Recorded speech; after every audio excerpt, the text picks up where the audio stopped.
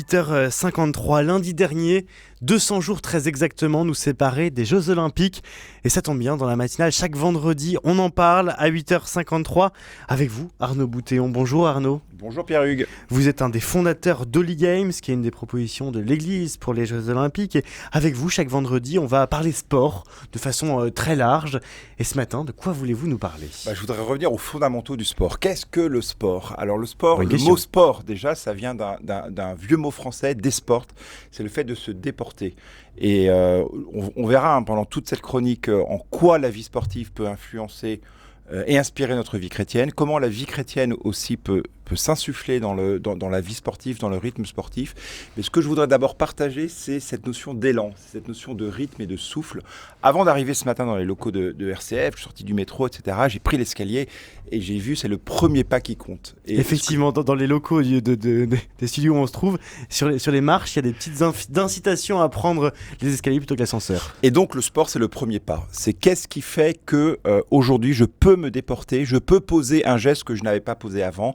Et c'est ça qui fondamentalement m'intéresse dans le sport. C'est aussi le fait dans le sport que ça mobilise toute notre personne, notre corps, notre esprit et notre âme. Et la religion chrétienne, c'est la religion de l'incarnation de notre corps. Donc je pense qu'on va beaucoup parler pendant tout ce semestre du corps.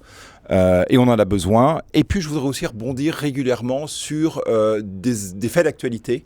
Et là, il y a un fait d'actualité intéressant dans le monde du sport, c'est Antoine Griezmann. Vous connaissez Antoine certainement. Griezmann. Alors je connais. Oui. J'avoue, je suis très mal le sport. Donc vous allez m'enseigner, Arnaud Boutéon. Mais Antoine Griezmann, qu'est-ce qui se passe-t-il ? Et alors, il est devenu le meilleur buteur de l'histoire de l'Atlético Madrid. L'Atlético Madrid, c'est le petit club historiquement un peu de Madrid. Vous avez le Real Madrid, qui est le Galactique, c'est Disneyland, c'est les paillettes, c'est les grands champions. De l'Atlético, c'est beaucoup plus roots, c'est beaucoup plus populaire, avec une identité très très forte, beaucoup plus de simplicité et une transmission d'une identité de club dans les familles.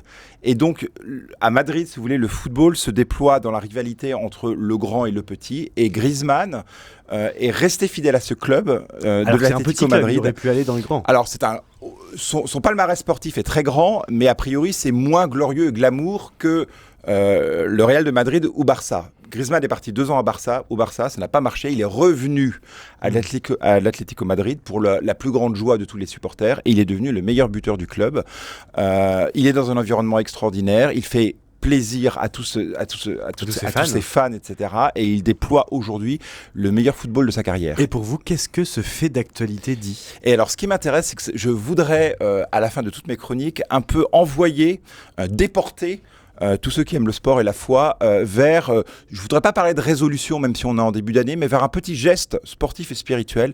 Et je voudrais vous inviter, chers auditeurs de RCF, à interroger nos fidélités.